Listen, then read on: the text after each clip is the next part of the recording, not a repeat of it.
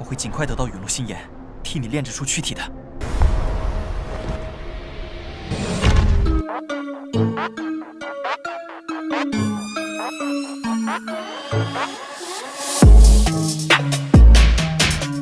Halo guys, gimana nih kabar kalian yang pulang kerja masih kehujanan? Jangan lupa jaga kesehatan biar bisa terus beraktivitas dan enjoy kelanjutan cerita dari Xiaoyan. Terima kasih untuk kalian yang selalu hadir, dan mungkin buat kalian yang melempar kopi, kalian bisa melalui link di deskripsi. Kuilah kita kancutkan cerita Xiaoyan.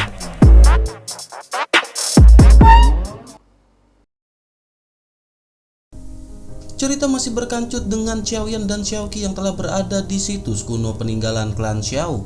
Mereka berdua pun segera berjalan menuju ke arah platform batu yang berada di sana. Keduanya berjalan dengan hati-hati di ruang ini dan hanya ada suara nyala api yang terdengar di sekitar. Xiaoqi benar-benar tidak terbiasa dengan suasana yang sunyi seperti itu. Oleh karena itu ia mau tidak mau segera berbicara kepada Xiaoyan. Ia pun segera bertanya di manakah Xiaoyan dibesarkan. Xiaoyan pun menoleh dan menjawab dengan suara hangat bahwa ia dibesarkan di benua Doqi. Mendengar jawaban lembut dari Xiaoyan, rona merah di wajah Xiaoqi pun berangsur-angsur memudar. Nama benua Doqi sangat asing bagi Xiaoqi. Xiaoqi tumbuh di alam yang mirip dengan benua Doqi, tetapi tempat itu tidak kekurangan sumber energi kaisar. Ketika Xiaoqi memikirkan asalnya, ia pun seketika memikirkan Xiaoli. Hatinya seketika menjadi tegang dan ia pun menjadi sedih. Ia pun segera bercerita bahwa ia dibesarkan di alam lain. Ayahnya telah meninggal terlebih dahulu dan sekarang ia hanya memiliki kakek sebagai satu-satunya kerabat. Mendengar hal itu, Xiaoyan pun tersenyum tipis dan berkata bahwa Xiaoqi masih memiliki Xiaoyan sebagai kerabat. Xiaoqi seketika terkejut saat ia mendengar perkataan dari Xiaoyan yang tiba-tiba. Tetapi rona merah di wajahnya sekali lagi menyebar. Xiaoqi pun menyentuh wajahnya yang sedikit panas dengan tangan kanannya sebelum akhirnya kembali bertanya kepada Xiaoyan. Xiaoqi bertanya apakah Xiaoyan memiliki kerabat di benua Doqi. Xiaoyan pun berhenti sejenak dan baru saja akan mengatakan sesuatu, tiba-tiba fluktuasi hebat di ruang di sekitarnya pun muncul. Energi tiba-tiba menjadi ganas dan api yang tak terhitung jumlahnya yang mengambang dengan damai mulai berlarian. Hal itu seketika memicu semua api suci kekacauan di dalam tubuh Xiaoyan. Lapisan cahaya kuning pucat segera terpancar dari tubuh Xiaoyan. Mata Xiaoyan seketika membeku dan Doqi di dalam tubuhnya segera meledak. Bersamaan dengan itu suasana kacau di sekitarnya pun langsung menjadi tenang. Xiaoyan pun segera menoleh dan memberitahu Xiaoqi yang ada di belakangnya. Mereka harus menahan nafas sebanyak mungkin, jika tidak maka mereka akan mudah menyebabkan kekacauan energi. Xiaoyan baru saja menekan energi tersebut dengan Doqi. Untungnya energi di ruang ini tidak terlalu terasa. Bersamaan dengan perkataan Xiaoyan, keduanya pun segera mencapai pusat dari monumen kekacauan. Begitu Xiaoyan memasuki pusat, sebuah platform batu kecil muncul di hadapannya. Di tengah platform batu ada api kuning pucat kecil memancarkan aura yang sangat mirip dengan api suci kekacauan. Xiaoyan pun meminta Xiaoqi untuk berdiri di luar dan berjalan perlahan menuju api sendirian. Xiaoyan dengan hati-hati menyelidiki dengan kekuatan spiritualnya dan menemukan bahwa aura nyala api ini persis dengan nyala api suci kekacauan. Tampaknya selama Xiaoyan mengintegrasikan api suci kekacauan di dalam tubuhnya, nyala api yang kacau di tubuhnya akan hancur total. Tak lama setelah itu suara Zanlao pun tiba-tiba bergema di telinga Xiaoyan. Ia berkata sepertinya api suci kekacauan milik Xiaoyan akan berhasil diintegrasikan sepenuhnya. Tempat ini relatif terpencil dan tidak akan ada orang di sini. Sementara itu Zanlao pun segera bertanya apakah wanita di belakang Xiaoyan ini baik. Xiaoyan mengabaikan perkataan dari Zanlao dan segera berjalan dengan hati-hati menuju ke api di tengah platform batu. Api suci kekacauan di tubuh Xiaoyan pun segera dilepaskan. Xiaoyan pun melambaikan telapak tangan kanannya dengan ringan dan api suci kekacauan di tengah platform batu terbang ke tangan Xiaoyan. Bersamaan dengan itu api di sekitarnya pun segera mulai mengamuk lagi. Xiaoyan pun segera duduk bersila di atas platform batu dengan memegang dua api suci kekacauan di masing-masing tangannya. Xiaoyan memegang api suci kekacauan yang besar di sebelah kiri dan yang kecil di sebelah kanan. Api suci kekacauan di atas platform batu tidak bermaksud melawan di tangan Xiaoyan. Tetapi Xiaoyan dapat merasakan bahwa masih ada banyak faktor kekerasan di dalam api suci kekacauan ini. Bersamaan dengan itu, api yang terbang di seluruh langit pun bergegas menuju ke arah Xiaoyan satu demi satu. Mereka segera menembus api suci kekacauan yang berada di tangan kanan Xiaoyan. Tak lama setelah itu, sebuah segel segera muncul di bawah Xiaoyan. Begitu segel ini muncul, Xiaoyan langsung diselimuti oleh aura yang aneh. Bersamaan dengan itu, dua api suci kekacauan yang berada di tangan Xiaoyan tiba-tiba terpisah dari telapak tangannya. Segera setelah kedua nyala api ini bersentuhan, mereka pun segera mengeluarkan suara mendesis. Energi yang sangat kuat segera keluar dan semua nyala api yang telah terbang di angkasa mengalir ke nyala api di platform batu yang asli. Kedua api kekacauan itu saling terjalin di udara dan untuk sementara kedua api kekacauan ini mulai menyatu dengan cepat. Selama proses penyatuan kedua api, Xiaoyan samar-samar mendengar suara tabrakan dan Xiaoyan pun mengerutkan kening. Sementara itu di sisi lain, semenjak Xiaoyan keluar dari reruntuhan kuno, berita bahwa gerbang batu menuju reruntuhan kuno telah menyebar ke seluruh daratan. Di sisi lain, di luar negara kekaisaran ada beberapa orang yang sedang berbincang-bincang. Seorang pria parubaya dengan rambut merah darah segera bertanya apakah benar reruntuhan kuno muncul di pegunungan Tianmo di Dizhou. Lelaki tua berambut merah lainnya segera berkata bahwa berita itu 100% akurat. Mendengar perkataan tersebut, para tetua yang berada di sana pun seketika menunjukkan kehebohan. Salah seorang tetua di antara mereka segera berkata bahwa keluarganya telah dirahasiakan sejak zaman kuno. Nenek moyang mereka juga jatuh di pegunungan iblis surgawi di daerah Dizhou. Selama puluhan ribu tahun mereka telah mengirim banyak orang untuk mencari leluhur. Tetapi sangat disayangkan mereka semua kembali tanpa hasil. Tanpa diduga hari ini mereka akhirnya muncul. Seorang tetua lain segera bertanya bagaimana situasi di sana pada saat ini. Pria tua berambut merah segera menjawab jalur reruntuhan kuno ini benar-benar telah runtuh. Hanya ada seorang pemuda yang beruntung yang keluar dari reruntuhan tersebut hidup-hidup. Begitu ia keluar, lorong dari reruntuhan kuno itu pun seketika amblas. Mendengar kata-kata tersebut, mata pria parubaya berambut merah pun berbinar dan buru-buru bertanya siapakah pemuda itu. Lelaki tua yang memberi informasi pun segera berkata menurut laporan ia adalah murid dari sebuah keluarga di Dizhou. Namun untuk nama pemuda dan asal keluarga dari pemuda tersebut, tetua tersebut pun tidak mengetahuinya. Wajah pria parubaya berambut hitam seketika menjadi suram. Setelah beberapa saat merenung, ia akhirnya segera memerintahkan untuk mengirimkan pesan. Kirim seseorang ke Dizhou untuk menyelidiki dan mereka harus menemukan pemuda ini. Pria tua berambut merah itu pun segera mengangguk dan membungkuk sebelum akhirnya dengan cepat mundur. Bersamaan dengan itu, seorang wanita genit dengan rambut merah darah berlari ke halaman dari luar. Ia meraih lengan pria parubaya yang merupakan kakaknya dan bertanya apakah ada berita. Pria tersebut pun segera memulihkan senyumnya sebelum akhirnya mengangguk. Ia segera berkata sebaiknya adiknya tinggal di rumah dengan patuh dan jangan berlarian seperti itu. Apakah ia mendengar bahwa kali ini dikatakan bahwa cabang iblis lain dari klan iblis telah mengambil tindakan? Oleh karena itu pada saat ini mereka benar-benar tidak boleh bermain-main. Sementara itu di sisi lain di klan Xiao ada suara gemuruh yang terus meledak. Di tengah klan Xiao dua sosok berdiri dan di sekitar mereka ada murid dari klan Xiao yang tak terhitung jumlahnya. Semua orang dilindungi oleh perisai energi besar pada saat ini. Di ujung depan perisai ada pedang raksasa energi besar yang menggantung tinggi. Para anggota klan Xiao pada saat ini membuat formasi perlindungan dari klan Xiao demi menghadapi serangan. Di luar perisai ini ada 5 orang berjubah hitam dan anggota dari klan Iblis Imo. 5 pria berjubah hitam dan anggota dari klan Iblis Imo mengelilingi pintu masuk klan Xiao. Mereka menyerang formasi perlindungan klan Xiao sementara semua murid klan Xiao yang telah kembali dari pegunungan Tianmo berdiri jauh. Menghadapi formasi perlindungan dari klan Xiao, semua anggota dari klan Iblis Imo seketika terkejut saat mereka menyerang. Pertahanan formasi besar ini telah melampaui imajinasi mereka. Sementara itu seorang pria berjubah hitam segera menjondongkan tubuhnya ke depan. Ia mengangkat telapak tangannya sedikit dan mengeluarkan dengusan yang dalam. Matanya memerah dan ia segera mengayunkan lengan bajunya dengan berat. Semua aura kuat di dalam tubuhnya segera dilepaskan. Bersamaan dengan itu banyak energi pedang kecil segera dihancurkan. Ledakan pun segera terjadi hingga akhirnya Xiaoli segera bergegas ke formasi perlindungan klan Xiao. Ia segera berdiri di tengah formasi dan bertanya siapakah yang berada di luar. Mengapa mereka semua menyerang klan Xiao tanpa alasan? Pria berjubah hitam itu pun seketika menarik lengan bajunya dan berteriak ke arah Xiaoli. Ia berteriak agar Xiaoli berhenti berbicara omong kosong. Serahkan anak bernama Xiaoyan itu kepada mereka, maka mereka akan segera pergi. Menanggapi hal itu, Xiaoli pun segera menjawab bahwa Xiaoyan tidak ada di dalam keluarga klan Xiao.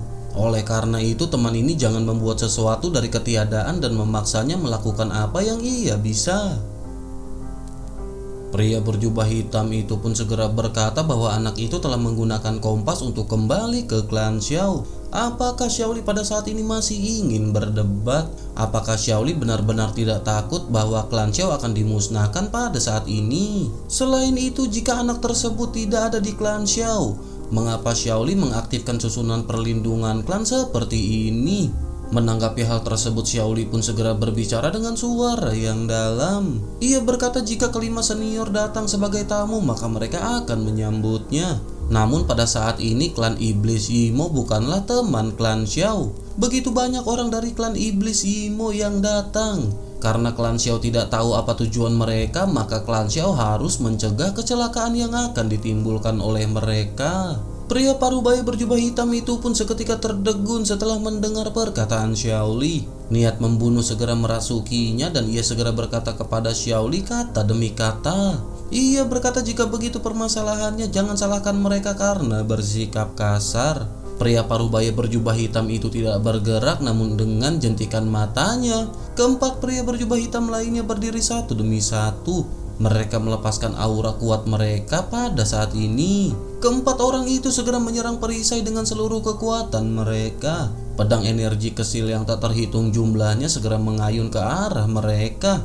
Setelah beberapa saat, sebuah celah terbuka dalam formasi dan sosok empat orang langsung menyerbu ke dalam formasi seperti hantu. Wajah Xiaoli dan Xiaolong pun tiba-tiba menjadi serius. Segel di tangan mereka berubah dengan cepat dan tato klan Xiao segera muncul di antara alis mereka.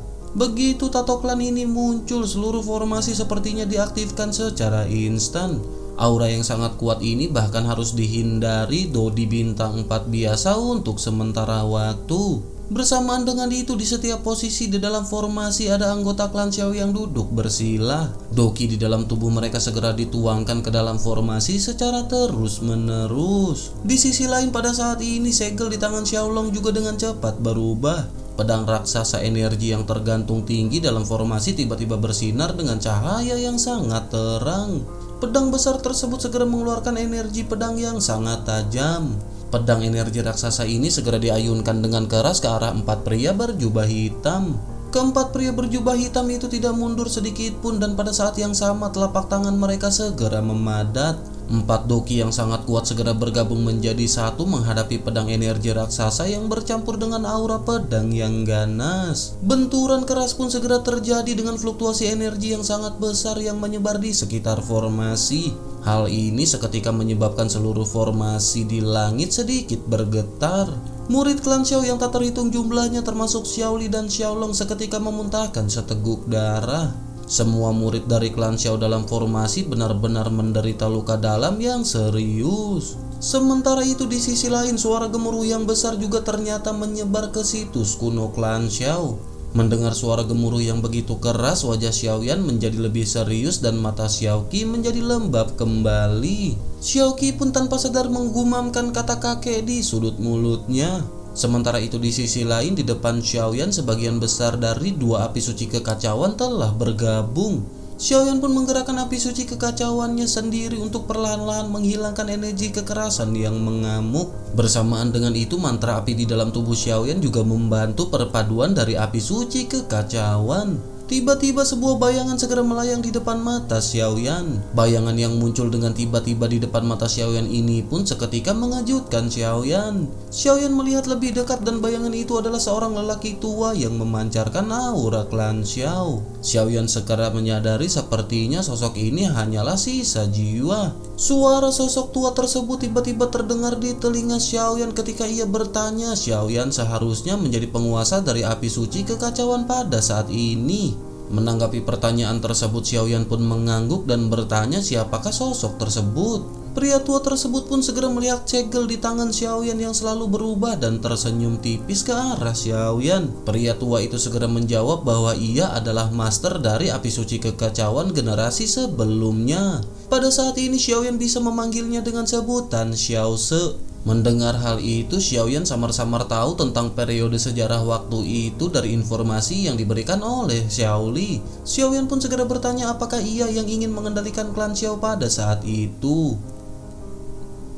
Sosok tua tersebut pun menghela nafas dan berkata bahwa itu semua salahnya, bahwa ia berpikir ia bisa memimpin klan Xiao menuju kemakmuran dengan api suci kekacauan. Sosok tua tersebut pun menggelengkan kelapanya sebelum akhirnya lanjut berbicara. Xiaoyan pada saat ini bisa menjadi pemilik baru dari api suci kekacauan yang membuktikan bahwa api suci kekacauan ditakdirkan untuk Xiaoyan. Pada saat ini sosok tersebut tidak memiliki banyak energi, oleh karena itu izinkan ia membantu Xiaoyan menyelesaikan penggabungan api suci. Setelah sosok tersebut berbicara, ia pun berubah menjadi seberkas cahaya dan bergabung menjadi dua api suci. Dalam sekejap energi kekerasan dari api suci kekacauan secara ajaib menghilang dalam sinar cahaya ini. Kedua api suci kekacauan pun tiba-tiba memancarkan cahaya terang pada saat yang bersamaan. Kedua api tersebut pun seketika menyatu bersama dalam sekejap mata. Energi panas dan kuat segera meledak dan aura yang sangat kuno datang dari gelombang api suci kekacauan gelombang demi gelombang. Perlahan-lahan cahaya seketika meredup sedikit demi sedikit dan aura yang jauh dan kuno perlahan juga mereda. Api suci kekacauan pun seketika perlahan mendarat di telapak tangan Xiaoyan pada saat ini. Xiaoyan pun memperhatikan api suci kekacauan yang awalnya kuning muda pada saat ini berubah menjadi warna kuning tua. Xiaoyan menyadari pada saat ini nyala api terdiri dari garis-garis kecil yang tak terhitung jumlahnya. Hal ini benar-benar sangat aneh, memberi seseorang perasaan kuno dan misterius. Pada saat ini beberapa informasi segera muncul di benak Xiaoyan. Api suci kekacauan ini memiliki 3 keterampilan. Yang pertama tubuh kekacauan, yang kedua api kekacauan kuno, dan yang ketiga adalah kekuatan kekacauan. Setelah Xiaoyan memahami informasi itu dengan linglung, Xiaoyan pun perlahan kembali ke akal sehatnya. Bersamaan dengan itu Xiaoyan menyerap api suci kekacauan ke dalam tubuhnya. Xiaoyan pun menutup matanya dan mulai mengoperasikan mantra api di dalam tubuhnya. Dengan bergabungnya api suci kekacauan ini, bagian luar tubuh Xiaoyan juga mengalami perubahan yang luar binasa. Beberapa garis samar muncul di permukaan tubuh Xiaoyan dan garis-garis ini sepertinya tertanam di bawah kulit Xiaoyan. Sementara itu Xiaoqi yang menyaksikan semua ini dari samping diam-diam terkagum-kagum. Saat ini tubuh Xiaoyan sedang mengalami perubahan yang mengguncang bumi. Jaringan meridian di dalam tubuh Xiaoyan pada saat ini menjadi lebih kuat dari sebelumnya. Xiaoqi yang menyaksikan Xiaoyan diam-diam di kejauhan sebelumnya pun akhirnya duduk bersila sebelum akhirnya dengan tenang memulai latihan. Adegan kembali ke klan Xiao di mana dua sosok yang sangat menyedihkan muncul di langit. Baik Xiao Li dan Xiao Long pada saat ini benar-benar dibuat babak belur oleh keempat pria berjubah hitam. Banyak murid dari klan Xiao telah meninggal dan masih banyak yang menderita luka serius. Mereka hampir kehilangan efektivitas tempurnya dan jika tidak ada dukungan dari Doqi maka formasi ini akan segera runtuh. Mata Xiao Li pun seketika membeku dan ia segera meraih langit dengan telapak tangannya. Seluruh formasi seketika menjadi stabil kembali dan Xiao Li seketika menatap pria berbaju hitam dengan ekspresi muram. Xiao Li menggunakan semua Doqi yang tersisa di dalam tubuhnya untuk menstabilkan formasi yang runtuh. Sementara itu pria paruh baya berjubah hitam yang tidak bergerak selama ini tiba-tiba mulai berbicara. Ia segera berkata bahwa ini sudah waktunya untuk diakhiri. Begitu perkataannya terjatuh, sosok tersebut pun segera menghilang dan detik berikutnya ia telah berada di antara Xiao Li dan Xiao Long. Ia pun segera mengangkat telapak tangannya dan Doqi yang sangat kuat segera berkumpul. Dalam sekejap mata kedua telapaknya segera dibanting dengan keras ke arah Xiao Li dan Xiao Long. Dua teriakan terdengar bersamaan dan sosok Xiaoli dan Xiaolong langsung jatuh ke tanah. Sementara itu sosok pria parubaya berjubah hitam sekali lagi bergerak dan sosoknya sudah berada di bawah Xiaoli dan Xiaolong. Ia segera merentangkan kedua tangannya dan mereka langsung meraih Xiaoli dan Xiaolong. Seberkas cahaya melintas di tangannya dan jejak berbentuk tengkorak samar-samar muncul di leher mereka berdua. Pada saat ini Xiaoli dan Xiaolong benar-benar menjadi seperti genangan lumpur lunak. Sepertinya mereka baru saja menghembuskan nafas terakhir. Meskipun mereka tidak mati, namun mereka jelas menderita luka yang sangat serius. Pada saat ini formasi perlindungan klan yang kehilangan dukungan Doki juga runtuh dengan cepat. Sementara itu di sisi lain pria berjubah hitam segera melemparkan sosok Xiaolong dan Xiaoli ke pria berjubah hitam lainnya. Ia memerintahkan untuk menjaga mereka berdua dan jangan biarkan mereka mati. Adegan pun kembali beralih ke Xiaoyan di mana sepasang mata Xiaoyan yang tertutup tiba-tiba terbuka. Warna kemasan yang sangat kaya segera melonjak dari mata Xiaoyan. Pada saat ini tubuh Xiaoyan memancarkan doki dan kekuatan spiritual yang beredar berserta dengan aura tirani yang memenuhi seluruh ruang. Garis-garis yang semula menjadi jelas di permukaan tubuh Xiaoyan berangsur-angsur menghilang. Kekuatan api suci kekacauan di dalam tubuh Xiaoyan pada saat ini telah sepenuhnya diserap. Kekuatan Xiaoyan yang berada di awal tahap Doki bintang 2 telah dinaikkan ke puncak tahap Dodi bintang kedua. Bersamaan dengan kekuatan spiritual Xiaoyan yang menyebar, Xiaoyan pun terkejut menemukan bahwa aura dari Xiaoli dan Xiaolong pada saat ini telah menghilang. Selain itu beberapa aura yang sangat kuat juga pada saat ini datang ke arah mereka. Sementara itu di luar situs kuno reruntuhan kekacauan kuno, beberapa pria berjubah hitam segera melintas. Mereka berhenti sejenak seolah-olah mereka telah merasakan sesuatu. Pria parubaya berjubah hitam terkuat segera berkata dengan keras, anak ini seharusnya masih berada di klan Xiao. Ia merasakan kekuatan jejak spiritual yang barusan berada di sekitaran sini. Mungkinkah ada sebuah ruangan lain yang tersembunyi di sini? Sementara itu di sisi lain Xiaoyan pun segera menyembunyikan kekuatan spiritualnya. Xiaoyan secara alami dapat merasakan kekuatan spiritual yang bersumber dari luar reruntuhan kuno kekacauan ini. Xiaoyan bergumam bahwa kekuatan spiritual yang barusan benar-benar sangat kuat. Kekuatan spiritual di luar situs kuno barusan tidak diragukan lagi melampaui kekuatan jiwa kerajaan kaisar. Xiaoyan pun segera berdiri dan meregangkan otot-otot dan tulangnya sebelum akhirnya ia menoleh ke arah Xiaoqi. Xiaoyan berkata bahwa mereka harus segera pergi karena mereka akan segera ditemukan. Xiaoqi pun dengan cepat membuka matanya dan kekuatan spiritual dilepaskan dan matanya segera menjadi merah. Xiaoqi pun segera bertanya dengan gemetar bagaimana keadaan kakek dan semua orang. Apakah mereka semua pada saat ini sudah mati? Xiaoqi benar-benar khawatir ketika kekuatan spiritualnya tidak merasakan sedikit pun aura dari Xiaoli dan Xiaolong. Xiaoyan pun tersenyum masam setelah ia mendengar pertanyaan dari Xiaoqi. Xiaoyan pun segera berkata agar Xiaoqi tidak perlu khawatir.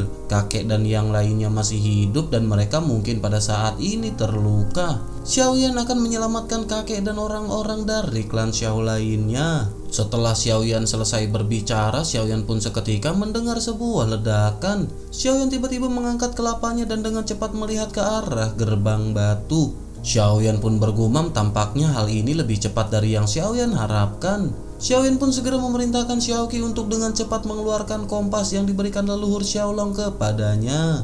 Xiaoqi akan tahu ketika Xiaoqi memasukkan kekuatan spiritual ke dalam kompas tersebut. Setelah perkataan Xiaoyan terdengar, cahaya di tangan Xiaoyan seketika bergetar dan pedang besar berwarna kuning tua segera muncul di tangannya. Setelah itu Xiaoyan pun memerintahkan Xiaoqi untuk menemukan koordinatnya. Koordinat di dalam pegunungan adalah yang terbaik. Xiaoyan pada saat ini akan menunda mereka sejenak. Setelah Xiaoyan selesai berbicara, seberkas cahaya melintas di jari kakinya dan seluruh tubuh Xiaoyan menghilang seperti teleportasi. Bersamaan dengan itu seluruh gerbang batu tiba-tiba hancur dan beberapa bayangan hitam segera muncul di pintu. Seorang pria berjubah hitam yang memimpin dan melangkah masuk seketika terjekut.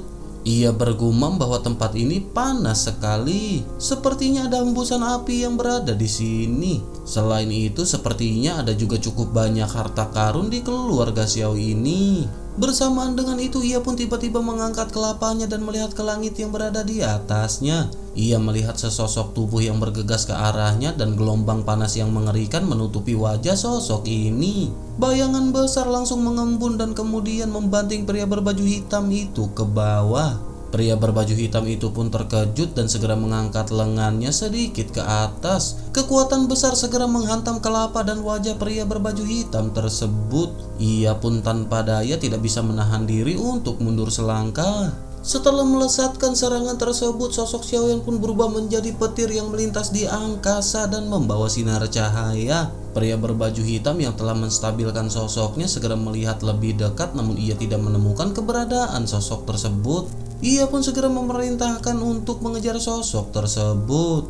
Singkat cerita, Xiaoyan dan Xiaoqi pun berhasil melarikan diri dan mereka segera muncul di kedalaman pegunungan Tianmu. Xiaoyan pun segera duduk di tanah dan bergumam akhirnya mereka bisa lolos. Xiaoyan pun mulai berpikir dan Xiaoyan telah menebak sebelumnya bahwa orang-orang berjubah hitam ini adalah anggota dari ras iblis. Namun Xiaoyan tidak dapat menentukan dari cabang ras iblis manakah mereka berasal. Xiaoyan pun segera menyadari alasan mengapa mereka harus mendapatkan Xiaoyan, jelas karena token iblis darah yang berada di tangan Xiaoyan. Saat ini klan Xiao dalam masalah. Xiaoyan dikejar dan lawannya benar-benar sangat kuat. Jika Xiaoyan ingin menyingkirkan semua permasalahan ini, maka satu-satunya cara adalah menemukan klan iblis darah. Xiaoyan akhirnya berdiri dan melihat sekeliling sebelum akhirnya melepaskan kekuatan spiritualnya. Xiaoyan mulai menyelidiki lokasi di sini dengan berhati-hati. Setelah itu Xiaoyan pun segera menemukan banyak aura yang sangat mendominasi. Setelah mendeteksi lokasi ini, Xiaoyan pun terkejut sebelum akhirnya menoleh untuk melihat ke arah Xiaoqi dan bertanya kemanakah Xiaoqi berteleportasi.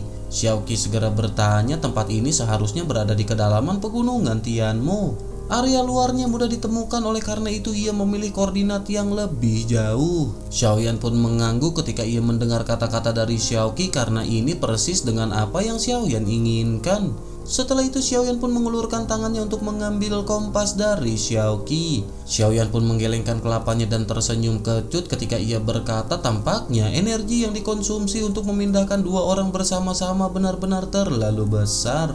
Oleh karena itu tempat di kompas ini benar-benar telah hilang.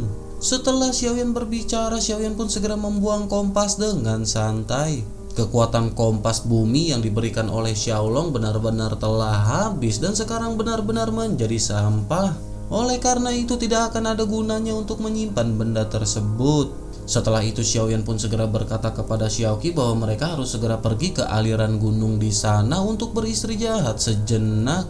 Mereka pada saat ini harus meninggalkan Dizhou. Xiaoqi pun segera melihat arah yang ditunjuk oleh Xiaoyan sebelum akhirnya mendekat ke arah Xiaoyan. Akhirnya Xiaoyan pun segera pergi bersama dengan Xiaoqi menuju ke pedalaman dari pegunungan Tianmu. Singkat cerita, setelah cukup lama berjalan, Xiaoyan dan Xiaoqi pun sampai di sebuah aliran pegunungan. Setelah Xiaoyan mengamati situasi sekitar, Xiaoyan pun akhirnya membuka sebuah gunung di atas aliran gunung. Xiaoyan menempelkan batu bulan di dinding gua dan seluruh gua tiba-tiba menjadi terang. Xiaoyan pun segera menoleh ke arah Xiaoqi dan berkata Xiaoqi pasti pada saat ini lelah. Oleh karena itu Xiaoqi harus beristirahat terlebih dahulu. Mereka perlu mempersiapkan beberapa hal sebelum melanjutkan perjalanan. Sementara itu Xiaoyan akan mencari beberapa bahan obat terlebih dahulu. Xiaoyan pun segera keluar dan melihat sekeliling sebelum akhirnya sosok Xiaoyan pun segera menghilang. Singkat cerita, setelah Xiaoyan berhasil mengumpulkan banyak bahan obat, Xiaoyan pun kembali menuju ke arah gua. Xiaoyan melihat Xiaoqi yang sedang duduk bersila dan tersenyum sebelum dengan hati-hati duduk di sampingnya. Xiaoyan pun mengeluarkan beberapa bahan obat yang sangat umum di pegunungan untuk memurnikan obat penyembuhan dan bersiap untuk memulai memurnikan ramuan. Di dalam hatinya Xiaoyan mulai menghubungi Zanlao dan bertanya apakah Zanlao memiliki resep obat untuk penyembuhan yang lebih baik. Setelah Xiaoyan memanggil berkali-kali namun tidak ada pergerakan dari Zanlao, Xiaoyan pun bertanya-tanya apakah Zanlao pada saat ini masih perlu tidur. Tak lama setelah itu suara Zanlao akhirnya terdengar di telinga Xiaoyan. Zanlao bertanya apakah Xiaoyan masih memikirkan Zanlao pada saat ini. Bagaimana dengan ketika Xiaoyan mengabaikan pertanyaan Zanlao sebelumnya? Xiaoyan seketika tersadar bahwa Zanlao telah marah karena Xiaoyan telah mengabaikannya. Xiaoyan pun seketika tertawa dan mulai berbicara. Xiaoyan segera berkata, bukankah hal ini juga mendesak pada saat ini? Xiaoyan khawatir bahwa ia tidak akan bisa keluar dari pegunungan ini tanpa ramuan penyembuhan. Bukankah Zanlao tidak ingin melihat Xiaoyan mati pada saat ini?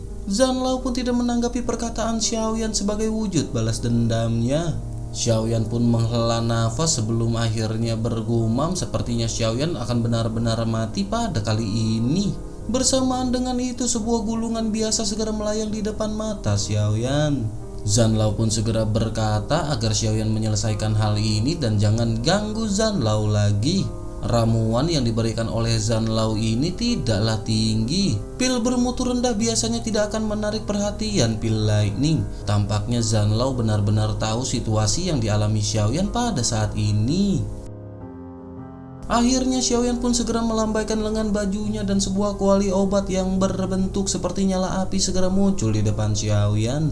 Itu adalah kuali Yanmu yang telah diberikan kepada Xiaoyan oleh King Xuantian. Setelah itu dengan gelombang cahaya di telapak tangan Xiaoyan, sekelompok bahan obat segera muncul di depannya. Setelah memilih bahan obat yang dibutuhkan untuk resep, Xiaoyan pun membalikan telapak tangannya. Banyak obat seketika dimasukkan ke dalam kuali obat. Xiaoyan pun memulai proses pemurnian dan tidak butuh banyak waktu bagi Xiaoyan untuk memurnikan ramuan ini. Hanya dalam 10 menit Xiaoyan selesai memurnikan semua bahan obat dan ada botol giok putih di hadapannya. Xiaoyan pun segera memasukkan pil obat ke dalam beberapa botol yang berada di hadapannya. Xiaoyan pun segera mengambil botol batu giok dan mengendus dengan hidungnya. Xiaoyan seketika merasa takjub dengan aroma obat yang sangat kuat.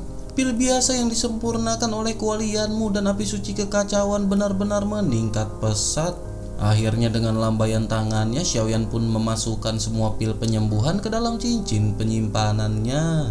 Setelah itu Xiaoyan pun berniat untuk berlatih dan baru saja Xiaoyan akan menutup matanya, tiba-tiba sebuah kejutan segera menarik perhatian Xiaoyan. Xiaoyan pun segera berdiri dan berjalan menuju ke arah pintu gua dan melihat keluar. Xiaoyan melihat lapisan awan gelap di kejauhan yang berguling seperti makhluk hidup. Guntur melintas di antara awan membawa aura menakutkan yang sangat luar binasa. Xiaoqi yang sedang bermeditasi di samping juga terbangun oleh keterkejutan yang tiba-tiba ini. Xiaoqi segera berjalan ke sisi Xiaoyan dan melihat keluar gua dan matanya tiba-tiba menyusut. Xiaoqi pun tanpa sadar mengucapkan kata gelombang pasang binatang ajaib.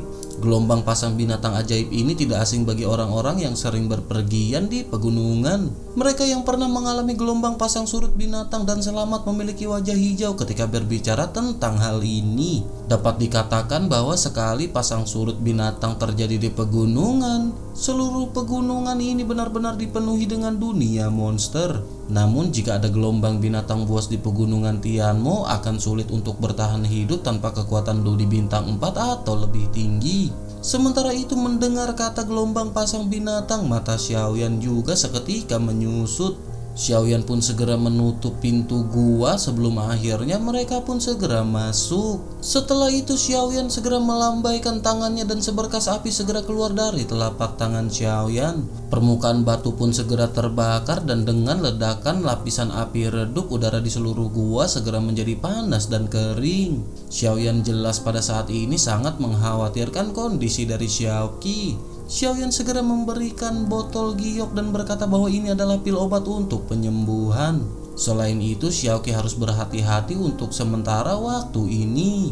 Sementara itu Xiaoqi tidak berbicara dan dengan pergantian doginya, lapisan api yang redup dan sunyi segera terpancar di permukaan tubuhnya. Xiaoyan yang melihat api yang muncul di tubuh Xiaoqi pun segera bertanya dengan heran apakah Xiaoqi memiliki api surgawi. Xiaoqi pun mengangguk dan menjelaskan bahwa ini adalah api surgawi yang menempati peringkat ke-21 dalam peringkat api surgawi. Api ini memiliki efek jerat tertentu pada monster yang kekuatannya lebih rendah dari milik Xiaoqi. Kilatan cahaya segera melintas di mata Xiaoyan karena Xiaoyan tidak berpikir bahwa Xiaoqi juga memiliki api surgawi. Xiaoyan pun segera menekan emosi di dalam hatinya sebelum akhirnya kembali fokus kepada pintu batu. Tanpa diduga mereka akan menghadapi bencana alam seperti itu tepat setelah mereka berhasil melarikan diri. Keduanya pun tinggal di dalam gua dengan gugup menunggu gerombolan binatang itu melintas.